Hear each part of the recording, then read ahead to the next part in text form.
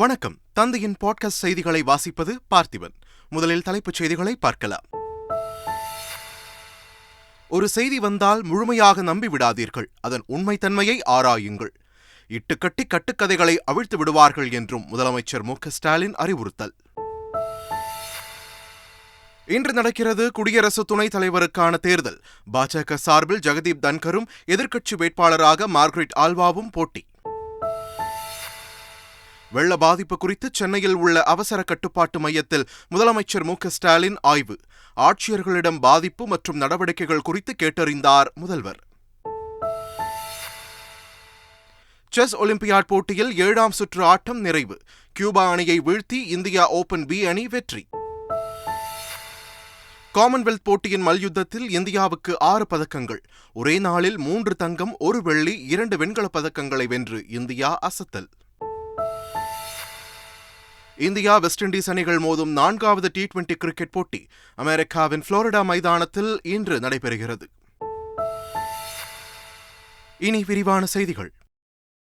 ஒரு செய்தி நம்மை வந்தடைந்தால் அதனை உடனே நம்பிவிடாமல் அதன் உண்மைத்தன்மையை ஆராய வேண்டும் என்று முதலமைச்சர் மு.க.ஸ்டாலின் தெரிவித்துள்ளார். ஈரோட்டில் 18வது புத்தக திருவிழாவை துவக்கி வைத்து காணொலி மூலம் உரையாற்றிய முதலமைச்சர் மு.க.ஸ்டாலின் தம்மை சந்திக்க வருபவர்கள் மாலைகள், சால்வைகள், போர்வைகள் அணிவிக்க வேண்டாம் என்றும் புத்தகங்களை தர வேண்டும் என்றும் கேட்டுக்கொண்டதாக தெரிவித்தார். புத்தகம் வழங்குவது இயக்கமாக மாறிக்கொண்டிருப்பதாகவும் அந்த இயக்கம் இன்னும் வலுவடைய வேண்டும் என்றும் கேட்டுக்கொண்டார். ஒரு செய்தி உங்களை வந்தடைகிறது என்றால் அதனை உடனே முழுமையாக நம்பிவிடாதீர்கள். அதன் உண்மை தன்மையை ஆராயுங்கள். எது உண்மை என்று அறிய வேண்டும் என்றால் நிறைய படிக்க வேண்டும். இட்டுக்கட்டு கட்டுக்கதைகளை அவிழ்த்து விடுபவர்கள், அந்த கலையில் தேர்ந்தவர்கள், ஆண்டாண்டு காலமாக கட்டுக்கதைகளை நம்ப வைக்கும் திறனை பெற்றவர்கள். ஆனால் தமிழ் சமூகம் பகுத்தறிவு சமூகம், பொய்களையும் கட்டுக்கதைகளையும் வென்ற சமூகம். நாட்டின் புதிய குடியரசு துணைத் தலைவரை தேர்ந்தெடுப்பதற்கான தேர்தல் இன்று நடைபெறவுள்ளது. குடியரசு துணைத் தலைவர் வெங்கையா நாயுடுவின் பதவிக்காலம் வரும் 10ஆம் தேதியுடன் நிறைவு பெறுகிறது.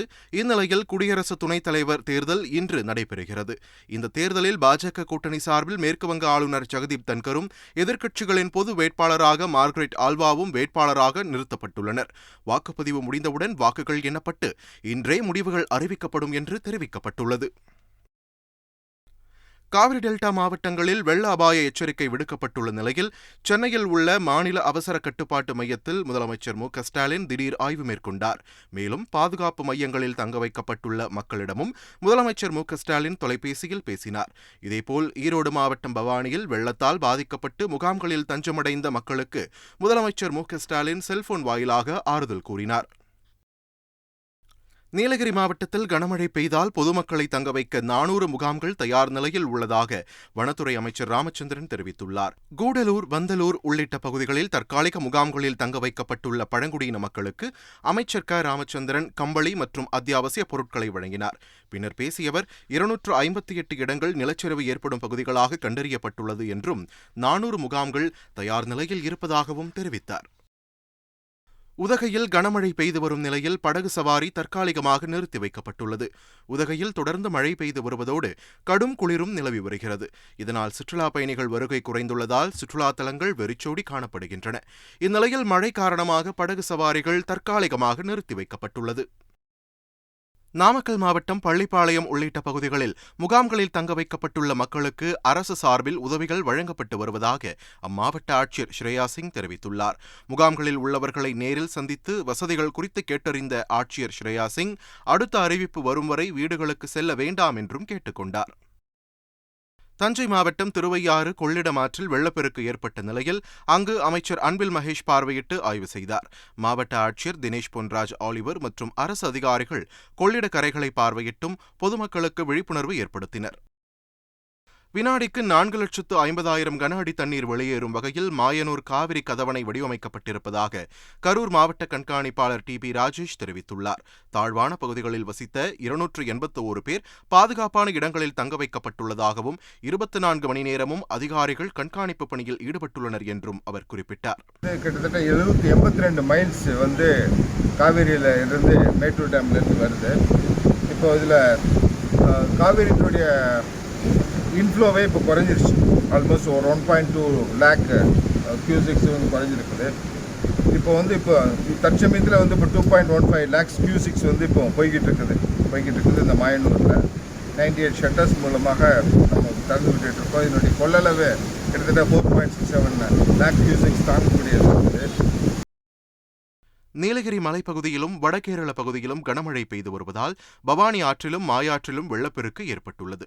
இதனால் பவானி சாகர் அணையின் நீர்மட்டம் 102 அடியை எட்டியதைத் தொடர்ந்து அணையில் இருந்து வினாடிக்கு 12,335 கன அடி நீர் வெளியேற்றப்படுகிறது. இதையடுத்து பவானி ஆற்றங்கரையோரம் தாழ்வான பகுதிகளில் வசிப்பவர்கள் மேடான பகுதிகளுக்கு செல்லுமாறு அறிவுறுத்தப்பட்டுள்ளனர். ஈரோடு மாவட்டம் கோபிச்செட்டிப்பாளையம் அருகே உள்ள கொடிவேரி அணைக்கு பவானி சாகரில் இருந்து 16,663 கன அடி தண்ணீர் வெளியேறி வருகிறது. இதனால் சுற்றுலா பயணிகளுக்கும் கிராம மக்களுக்கும் பவானி ஆற்றின் கரையோர கிராமங்களில் ஆற்றில் இறங்கவும் பரிசலில் செல்லவும் துணி துவைக்கவும் தடை விதித்து ஒலிபெருக்கியின் மூலம் எச்சரிக்கை விடுக்கப்பட்டுள்ளது. நீர்நிலை ஆக்கிரமிப்புகளை அகற்றுவதற்கு அவகாசம் கொடுத்து நடவடிக்கை எடுக்கப்படும் என்று அமைச்சர் முத்துசாமி தெரிவித்துள்ளார். ஈரோடு மாவட்டம் கொடுமுடியில் வெள்ளம் பாதித்த பகுதிகளை பார்வையிட்ட அவர் முன்னெச்சரிக்கை நடவடிக்கை எடுத்ததால் தண்ணீர் வருவதற்கு முன்பாகவே பொதுமக்களுக்கு தேவையான உதவிகளை வழங்கியுள்ளதாக தெரிவித்தார். அவங்களுக்கு உண்டான போதிய அவகாசம் கொடுத்து தான் அகற்றப்படும்.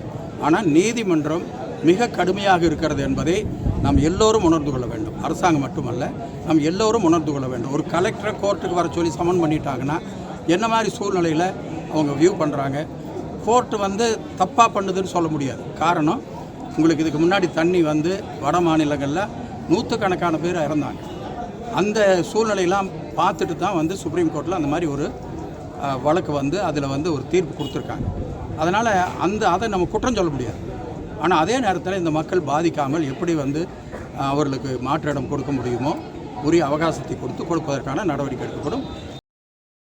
முல்லை பெரியாறு அணையில் இருந்து 10 மதகுகள் வழியாக வினாடிக்கு 2,141 கன அடி நீர் திறந்துவிடப்பட்டுள்ளது. அணைக்கு வினாடிக்கு 7,885 கன அடி நீர் வந்து கொண்டிருக்கும் நிலையில் 10 மதகுகள் வழியே 2,141 கன அடி நீர் வெளியேற்றப்பட்டு வருகிறது. இதன் காரணமாக கேரள பகுதியில் உள்ள வல்லக்கடவு, பீர்மேடு, சப்பாத்து, ஐயப்பன் கோவில் பகுதிகளில் வெள்ள அபாய எச்சரிக்கை விடுக்கப்பட்டுள்ளது. அதிமுக பொதுக்குழு கூட்டம் தொடர்பாக ஓ பன்னீர்செல்வம் மற்றும் வைரமுத்து ஆகியோர் தாக்கல் செய்த வழக்குகளை விசாரிக்க நீதிபதி ஜெயச்சந்திரனை நியமித்து தலைமை நீதிபதி முனீஸ்வர்நாத் பண்டாரி உத்தரவிட்டுள்ளார். இந்நிலையில் அதிமுக அலுவலக சாவியை ஒப்படைக்க உத்தரவிடக் கோரிய வழக்கில் எடப்பாடி பழனிசாமி உச்சநீதிமன்றத்தில் கேவியட் மனு தாக்கல் செய்துள்ளார். ஓபிஎஸ் தாக்கல் செய்துள்ள மேல்முறையீடு மனுவை விசாரிக்கும் போது தனது தரப்பு கருத்தையும் கேட்டறிந்து உத்தரவு பிறப்பிக்க வேண்டும் என்றும் மனுவில் அவர் வலியுறுத்தியுள்ளார். காவல் நிலைய மரணங்களை பதிவு செய்வதில் அதிகாரிகள் மத்தியில் அலட்சியம் இருப்பதாக தேசிய மனித உரிமைகள் ஆணைய தலைவர் அருண்குமார் மிஸ்ரா தெரிவித்துள்ளார். சென்னையில் செய்தியாளர்களை சந்தித்த அவர் தமிழ்நாடு மட்டுமல்லாமல் இந்தியாவின் பல்வேறு மாநிலங்களில் மனித உரிமைகள் மீறல் சம்பவங்கள் நடைபெற்று வருவதாக குறிப்பிட்டார். நெய்வேலி என்எல்சி நிறுவனத்தில் பணி நியமனம் குறித்து முதலமைச்சர் மு.க.ஸ்டாலின் பிரதமர் நரேந்திர மோடிக்கு கடிதம் எழுதியுள்ளார். அவர் எழுதிய கடிதத்தில் என்எல்சி திட்டங்களுக்கு நிலம் வழங்கிய குடும்பங்களைச் சேர்ந்த விண்ணப்பதாரர்களுக்கு பயிற்சி பட்டதாரி பொறியாளர் தேர்வில் முன்னுரிமை வழங்க உறுதி செய்ய வேண்டும் என்று கேட்டுக் கொண்டுள்ளார். கள்ளக்குறிச்சி மாணவி மரணம் தொடர்பாக தனிநபரோ அல்லது நிறுவனங்களோ புலன் விசாரணை நடத்தினால் அவர்கள் மீது சட்டப்பூர்வ நடவடிக்கை எடுக்கப்படும் என்று சிபிசிஐடி எச்சரித்துள்ளது.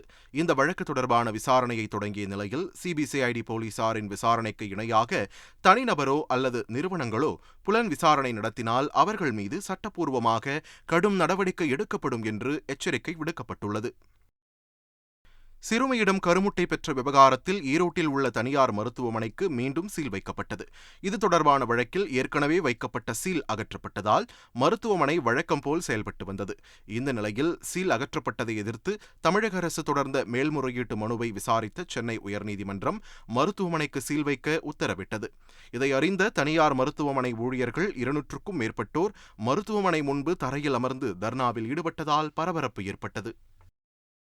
தமிழகத்தில் கட்டண பேருந்தா இலவச பேருந்தா என்பதை அறிந்து கொள்ளும் வகையில் மகளிர் இலவசமாக பயணிக்கும் பேருந்துகளை பிங்க் நிறத்தில் வண்ணம் பூசி முதற்கட்டமாக 60 பேருந்துகள் தயார் நிலையில் வைக்கப்பட்டுள்ளன. இதனை சேப்பாக்கம் தொகுதியில் சட்டமன்ற உறுப்பினர் உதயநிதி ஸ்டாலின் துவங்கி வைக்கிறார். படிப்படியாக அனைத்து இலவச பேருந்துகளுக்கும் இந்த நிறம் பூசுவது தொடர்பாக பரிசீலனை செய்து வருவதாக அதிகாரிகள் தெரிவித்துள்ளனர். விலைவாசி உயர்வு, வேலைவாய்ப்பின்மையை எதிர்த்து பிரதமர் இல்லத்தை முற்றுகையிட முயன்ற காங்கிரஸ் பொதுச் செயலாளர் பிரியங்கா காந்தியை போலீசார் குண்டுக்கட்டாக தூக்கிச் சென்று வாகனத்தில் ஏற்றினர். போலீசார் வாகனத்தில் ஏற்றிச் சென்றபோது பேட்டி அளித்த அவர், விலைவாசி உயர்வை பாஜக கண்டும் காணாமல் உள்ளதாக புகார் கூறினார். இதனை கவனத்திற்கு கொண்டுவரவே பிரதமர் இல்லத்தை முற்றுகையிட முயன்றதாக பிரியங்கா காந்தி தெரிவித்தார். அதேபோல் விலைவாசி உயர்வை கண்டித்து போராட்டத்தில் ஈடுபட்ட காங்கிரஸ் எம்பி ராகுல் காந்தியையும் போலீசார் கைது செய்தனர். கைது செய்யப்பட்ட ராகுல் காந்தி, பிரியங்கா காந்தி உள்ளிட்ட காங்கிரஸ் கட்சியின் முக்கிய தலைவர்களை போலீசார் கிங்ஸ்வே முகாமில் தங்க வைத்தனர். ஜிஎஸ்டி வரி உயர்வால் நாட்டு மக்கள் துன்பப்படுகிறார்கள் என்பதை ஏற்க மத்திய அரசு மறுப்பதாக முன்னாள் நிதியமைச்சர் ப. சிதம்பரம் குற்றம் சாட்டியுள்ளார். தந்தி தொலைக்காட்சிக்கு பேட்டியளித்த முன்னாள் நிதியமைச்சர் ப. சிதம்பரம், மக்களின் பிரச்சினை பொருளாதார சுமைகளை எடுத்துச் சொல்வது ஒவ்வொரு அரசியல் கட்சியின் கடமை என்றும் அதனைதான் காங்கிரஸ் செய்வதாகவும் கூறினார். மத்திய அரசுக்கு செவியே கிடையாது. செவி இருந்தால் தானே செவி சாய்க்க முடியும். மக்கள் துன்பப்படுகிறார்கள் என்பதையே அரசு மறுக்கிறது. 2 நாட்களுக்கு முன்னால் லோக்சபையில் பேசிய நிதி அமைச்சர் அவர்கள் ஜிஎஸ்டி வரி உயர்வால் மக்கள் பாதிக்கப்படவில்லைங்கிறார். இந்த மாதிரி சொல்றத பார்த்தா அழுவதா சிரிப்பதான்னு புரியல. மக்கள் பாதிக்கப்படலையா? பெட்ரோல் விலை, டீசல் விலை, சமையல் கேஸ் விலை, எண்ணெய் விலை, இந்த விலைகளால், இந்த விலை உயர்வால் பாதிக்கப்படலையா? ஜிஎஸ்டி மற்றும் விலை உயர்வை கண்டித்து சென்னையில் ஆளுநர் மாளிகையை முற்றுகையிட முயன்ற காங்கிரஸ் கட்சியினர் கைது செய்யப்பட்டனர். அப்போது செய்தியாளர்களிடம் பேசிய தமிழக காங்கிரஸ் தலைவர் KS அழகிரி, மத்திய அரசின் வரி விதிப்பால் பொதுமக்கள் கடுமையாக பாதிக்கப்பட்டுள்ளதாக குற்றம் சாட்டினார். நாடாளுமன்றத்தில் நிதியமைச்சர் பேசுகிற பொழுது எங்களுடைய ஜிஎஸ்டி வரியால ஏழைகள் பாதிக்கப்பட மாட்டார்கள் என்று சொன்னார். அவர் என்ன நினைச்சிட்டு இருக்காருன்னா, அரிசியை அவரும் அவருடைய நண்பர்கள் அம்பானியும் அதானியும் தான் சாப்பிடுறாங்க. கிராமத்தில் இருக்கிற குப்பனும் சுப்பனும் வேற ஏதாவது சக்கையை சாப்பிட்றான்னு நினைச்சிட்டு இருக்காங்க. அவங்க அரிசி இவர்களுக்கான உணவு, ஏழைகளுக்கான உணவு. அதன் மேல வரி விதிப்பு, பால் மீது வரி விதிப்பு, இவைகள்லாம் ரொம்ப மோசமானது. இதை விட உங்களுக்கு அந்த காலத்தில் கொடுங்கோன்மை ஆட்சி என்று சொல்வார்கள். அவங்க கூட இப்படி எல்லாம் வரி விதிச்சதில்லை. அந்த வரி விதிப்பை இவர்கள் செய்கிறார்கள். விலைவாசி உயர்வை கட்டுப்படுத்தவில்லை என கூறி மத்திய பாஜக அரசை கண்டித்து புதுச்சேரியில் மாநில காங்கிரஸ் கட்சியினர் 200க்கும் மேற்பட்டோர் துணைநிலை ஆளுநர் மாளிகை முற்றுகையிட முயன்றனர். அப்போது போலீசார் தடுத்து நிறுத்தியதால் போலீசாருடன் தள்ளுமுள்ளு ஏற்பட்டது.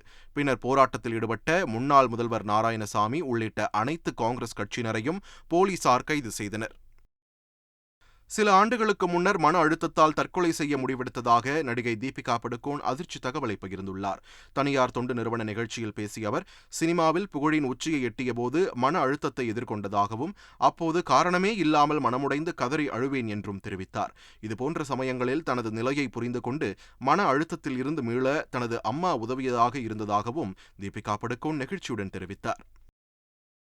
காமன்வெல்த் தொடரின் மல்யுத்த பிரிவில் ஒரே நாளில் 3 தங்கம், 1 வெள்ளி, 2 வெண்கலம் என 6 பதக்கங்களை வென்று இந்தியா அசத்தியுள்ளது. இந்நிலையில் பதக்கங்கள் வென்ற பஜ்ரங் புனியா, தீபக் புனியா, சாக்ஷி மாலிக், அன்ஷு மாலிக், திவ்யா கக்ரான், மோஹித் கிரேவல் ஆகியோருக்கு குடியரசுத் தலைவர் திரௌபதி முர்மு, பிரதமர் நரேந்திர மோடி ஆகியோர் ட்விட்டரில் வாழ்த்து தெரிவித்துள்ளனர். இந்தியா வெஸ்ட் இண்டீஸ் அணிகள் மோதும் 4வது T20 போட்டி அமெரிக்காவின் புளோரிடா மைதானத்தில் இன்று நடைபெறுகிறது.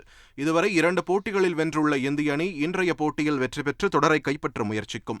அதே சமயம் இன்று வெற்றி பெற்று தொடரை சமநிலை செய்யும் முனைப்புடன் வெஸ்ட் இண்டீஸ் அணி களமிறங்குகிறது. புளோரிடாவில் இந்திய நேரப்படி இரவு 8 மணிக்கு போட்டி தொடங்குகிறது. மாமல்லபுரத்தில் 44வது செஸ் ஒலிம்பியாட் போட்டிக்கான 7ஆம் சுற்று ஆட்டத்தை முதலமைச்சர் மு.க.ஸ்டாலின் நேரில் பார்வையிட்டார். அப்போது செஸ் வீரர்களுக்காக நடத்தப்பட்ட பாரம்பரிய கலை நிகழ்ச்சிகளை முதலமைச்சர் மு.க.ஸ்டாலின் தனது குடும்பத்தினருடன் கண்டுகளித்தார். மாமல்லபுரம் செஸ் ஒலிம்பியாட் தொடரின் 7ஆம் சுற்றில் முதல் முறையாக 2 இந்திய அணிகள் மோதின. இதில் சிறப்பாக விளையாடிய இந்திய ஓபன் A அணி இந்திய ஓபன் C அணியை வீழ்த்தியது.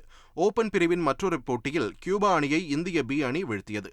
மகளிர் பிரிவில் அஜர்பைஜான் அணியை இந்திய A அணியும், சுவிட்சர்லாந்து அணியை இந்திய C அணியும் வீழ்த்தின.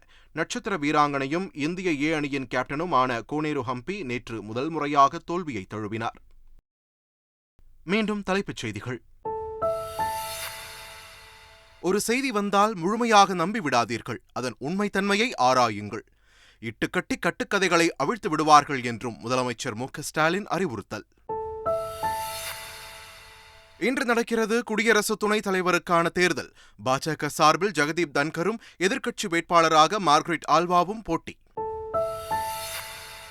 வெள்ள பாதிப்பு குறித்து சென்னையில் உள்ள அவசர கட்டுப்பாட்டு மையத்தில் முதலமைச்சர் மு.க.ஸ்டாலின் ஆய்வு. ஆட்சியர்களிடம் பாதிப்பு மற்றும் நடவடிக்கைகள் குறித்து கேட்டறிந்தார் முதல்வர். செஸ் ஒலிம்பியாட் போட்டியில் 7ஆம் சுற்று ஆட்டம் நிறைவு. கியூபா அணியை வீழ்த்தி இந்தியா ஓபன் பி அணி வெற்றி. காமன்வெல்த் போட்டியின் மல்யுத்தத்தில் இந்தியாவுக்கு 6 பதக்கங்கள்.